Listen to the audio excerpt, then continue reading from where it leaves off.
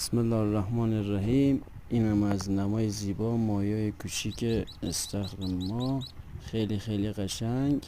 امروز 6/2/404 تقدیم نگاه زیبای شما.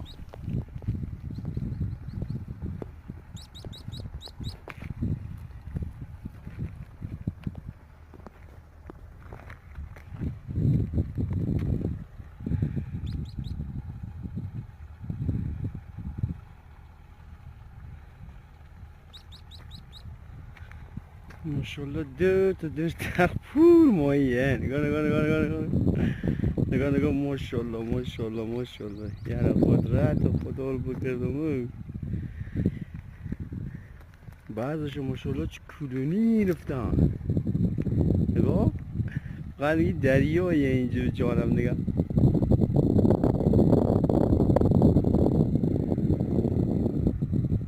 اشتی حالا ما سم بر زمینی تخ. نگاه ماشاءالله قدرت خدا جانو بگردم. شاید بالای 3000 ماهی زمینی تخ هست. یعنی ماشاءالله زرزا کردن اینا انجا هم از یک بندنگوش کویتر هم نمامنه. نگاه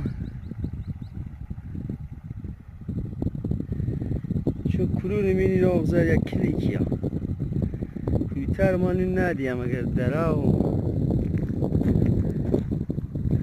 ماشاءالله این هم دور تخ بوره. نگاه هم هست که افتو بگیرن.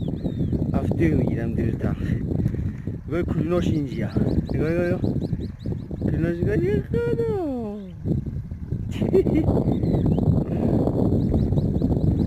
اینا هم برام دور تخ دور نمیزنی همیشه پول مایه. اینجا ماشاءالله گلی مایه. نگاه کن ماش پرورش ماهی. یا بابا یک کلونه دمی نهسته باشه اون ماهیه. یا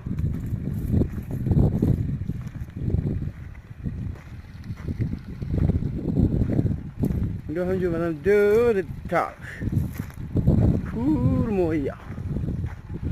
باز جا که عمرزه این سر باز کمتره. ماهیه همه برام میبری و دم او کمتره. امروز 6/2/404 این مایه اینجا.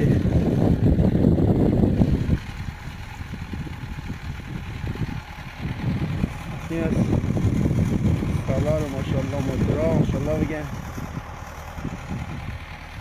این از خود آقا سنزهی